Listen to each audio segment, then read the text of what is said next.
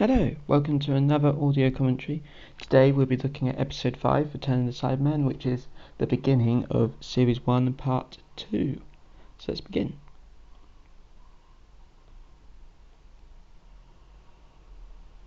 So of course we begin with my old logo, and a previously.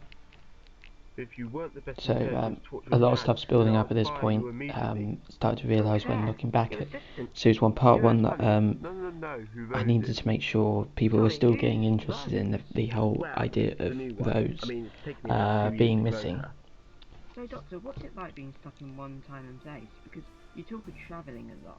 We have infiltrated your And the fact that the Slovene is still around, that's also important. I do really still like this shot of him getting shot then. Of course, all the stuff to do with the unit is going to really build up in this episode as well, with Tony and everything. What I want is a profit. I am a trader from the Roxform Peninsula. I don't know why I put the stuff to the trailer of the previous of this particular episode, but I think I was just trying to sum up the whole of the last part of the series, I think. But in hindsight, I think maybe it would have been best just to sum up the previously the last episode rather than the last, rather than the whole part of the series. It's my sister's voice, like I mentioned before. And this is where we start getting previously sections for the last episode, as opposed to the whole series. Of course, this part is a lot longer than the other part. I really thought about what it was I wanted to make a story of. See, now I was going to open this with the mayor going to coming out the underground and doing a whole walking thing, just to make it open sort of dramatically. But I didn't want to build a whole underground just for that, and that idea ended up going to the opening of series 2. So I'm happy I kept that to the side for later use. I did create this room because I wanted to try and make it look like the number 10 from Sound of Drums and all the times it was in Doctor Who. That figure has been in a custom video, I think.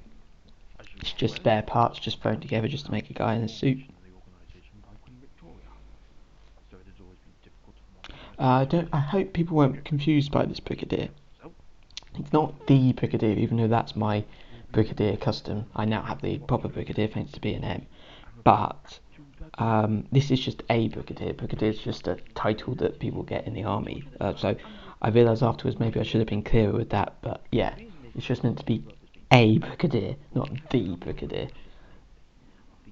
And of course, this is where I started to build in the uncertainty around Torchwood and its place in this version of London, and the little tease of him being controlled by the Cybermen with an earpiece. Let us go. I wish I did a better voice for the Cybermen, but back then I was using a little voice changer app on my iPod. I'm sure I could have done it better with something like Audacity. I didn't know how to do plugins for Audacity back then. I still really like all the animation I was able to do in this sewer. Sadly, I threw the sewer away, but it is just a curved piece of cardboard anyway. And of course, that torch she's holding is just a Lego lightsaber with a little stud on the end. But it works. I don't know whether or not this plot thread actually came through right, but the idea is, of course, that the Cybermen are drawing power from Torchwood and the TARDIS, because the TARDIS is what woke up the, as you'll see later, what woke up the Mondasian Cyberman, because he travelled from our universe to this universe, the parallel one, and something from our universe is what awoke him again, and that's where he started creating a new army of Cybermen.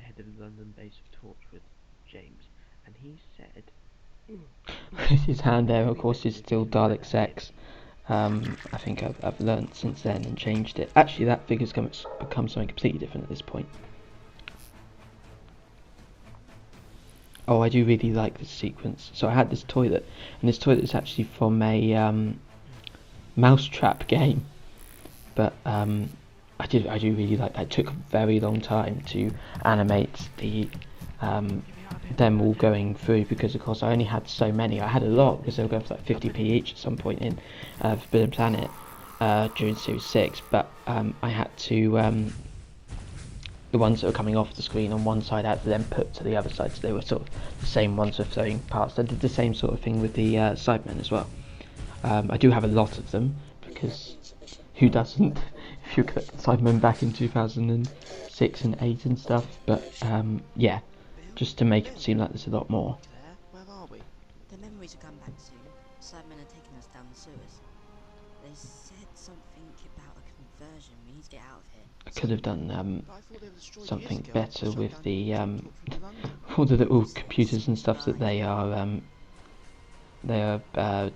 that they have down there. I could have definitely done something better there, but oh well. I do really like that shot of it coming all the way out. It shows how big I made that sewer set. Ah, yes, Professor. I need you And I think this is where I start. This is the first time this filing cabinet has been put into James's office, and I do really like a filing cabinet. I like using it because it actually works like a filing cabinet. And like I've said many times in these commentaries, and I wonder if I'll ever stop, animating real life movements and real just everyday stuff is really what makes it feel much more real. Of course, sound design is also very important. Things need to make sure they don't sound hollow.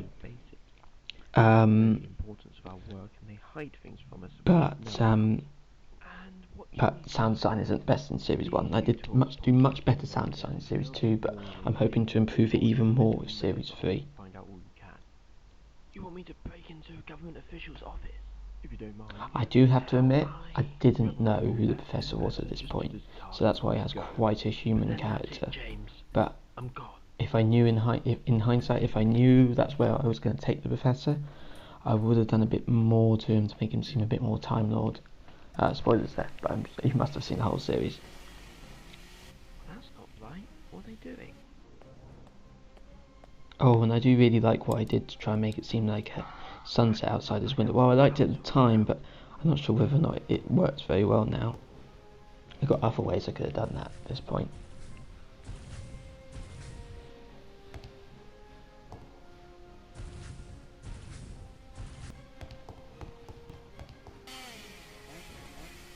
And I do love this Cyberman music. It was really important to me to do a Cyberman story within this first series, because the Cyberman is so important for this universe, because that's obviously where this universe was first introduced with the Rise of the Cybermen. And that's James plotting some of his invasions for the British Empire. That's a joke. But yeah, that's why it was important for me to do a Cyberman story. Get! Go! Find out what they're up to!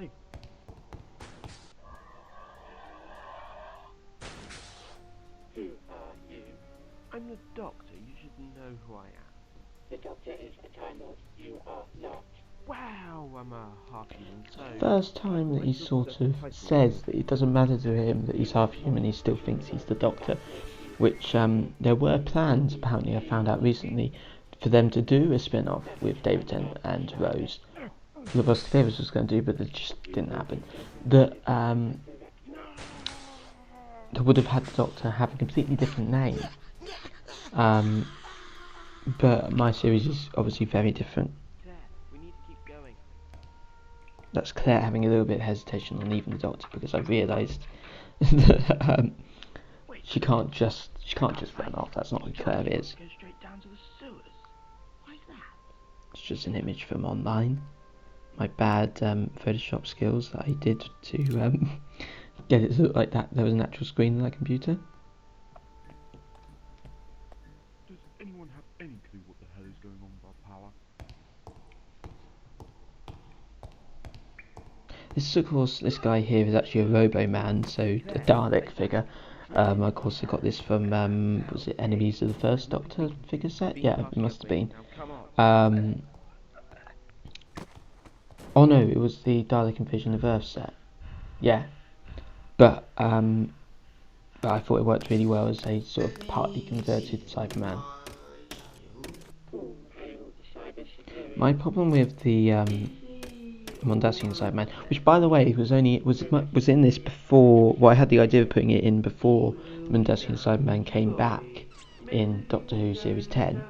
I did it because I got the enemies of the first Doctor set, and I wanted to use it. So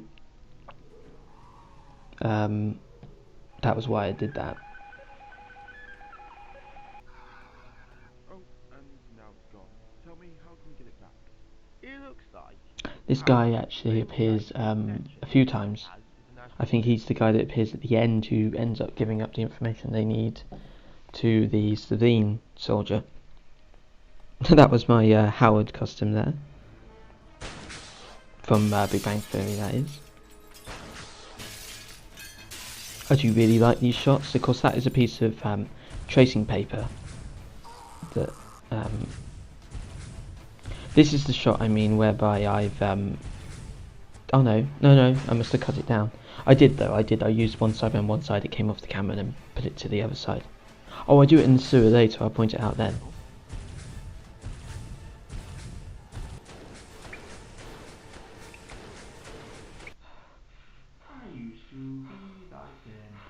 Yeah, so my problem with the Mondasian Cybermen is I'll try to make it sound like them, but I think the plot didn't come across because he was the guy that had to really put across the exposition, which is the idea I was saying before, but it didn't quite come across because I was doing his voice, but I didn't have very good sound editing stuff to do it, so I don't think you can even understand what he's saying, sadly. now, you need to neutralize main control hub. Bill, do you know where that is? Yes, we do. I want officers ready in 5 minutes. I repeat, 5 minutes. But what about the doctor? Claire, I promise we'll get him out. So this also makes no sense, of course. I only have 3 soldier figures, and one of them I haven't taken the head off of, which is my Bill figure. And there's Bill right there, with a unit hat on. But you're meant to just think it's someone else. Here's where I'm probably using every Cyberman figure I own. And as they come off on the right, they come back in through the left. And after that, I've then gone in and added a little sort of pan across little track, just to make it give a bit more movement. But then you came along with your TARDIS, and you wired it into their national grid, so I was able to harness its infinite power to create new race of Cybermen. So I really like this orange light, well, yellow lights that I've put here. This was of course to mimic, and then so I really started to think about lighting at this point. This is when I started going to uni as well. So the lighting in this story is probably some of my best lighting, because I really tried to make it look nice. Well, I hadn't really thought about the way it looked in part 1 of the series.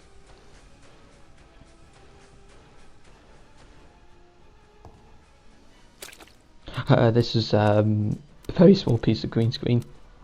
I couldn't do green screen very well back then. This is very effective. That's a practical effect. That is just a torch flashing on and off, which you can probably tell, but it creates quite a nice muzzle flash, I think. And this is the thing that gets used quite a bit. It's the stun discs, I think I called them. I don't think they've ever actually mentioned or said where they came from, but my canon is that the Doctor made them for Torchwood, so then they weren't using weapons. And can you do anything about it? I don't know whether this plot came across, but it's the idea that I've basically nicked it from Yanto. That James was actually there during the Canary Wharf invasion. That where his girlfriend or wife was taken and converted into a Cyberman, which he went to go save. Not clear at all, but at least the emotion comes across that he did try and save somebody who was being converted in the past. To convey that, of course, I used a normal John Simhead, with him in office uniform.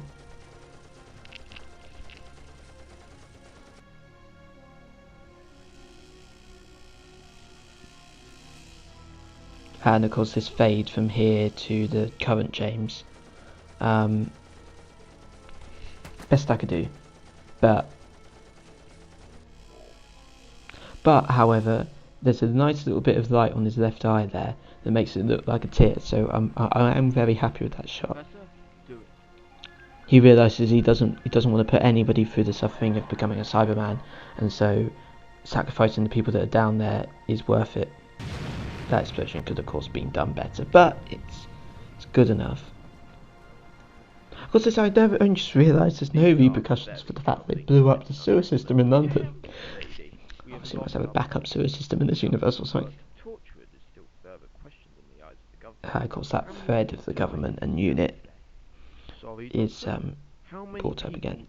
And then this is where the views of James and the Doctor are mostly properly made apparent, which I was trying to do in part 1. This episode really sort of brings together all the ideas that I tried to do in part 1 and then put into this episode. What gives you the right to put 80 people's lives above mine? I don't care how valuable my insight is or my knowledge to you. You do not have the right to make decisions like that. Actually, I do. This really sums up the relationship between the Doctor and James in this series. I'm leaving. And I wish I did it better in part 1, but And as for you, I do like this scene a lot. Maybe these close-ups are a bit much.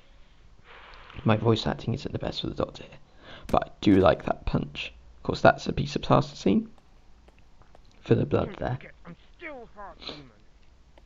And the idea is that he gets angry and he punches compared to the Doctor because that half-human side is something he's still trying to control, and he's still trying to control for most of this series. He doesn't quite know what to do. He definitely doesn't know what to do without Rose as well. And this is, I think, where this base now stops changing. This is now the way it looks. And here's Claire's theme coming in. So, next time. An episode I do really like. One of the first times I think we see the Doctor's front room. She gets used a few times. Hello, ladies and gentlemen. Welcome to a moment in history. Have you seen the movies? You can't just make... And the first appearance of the Doctor in his tuxedo is, of course, the tuxedo figure that I made. The new figure had come out at that point, but I decided to use my custom because the head didn't change, because he looks so much younger in the tuxedo. So that's it. That's the end of the episode. I really hope you enjoyed this, and if you did, there's many more commentaries coming up, and they've already happened for part 1 of the series. So subscribe for more, and like this video if you enjoyed it. Thank you, and goodbye.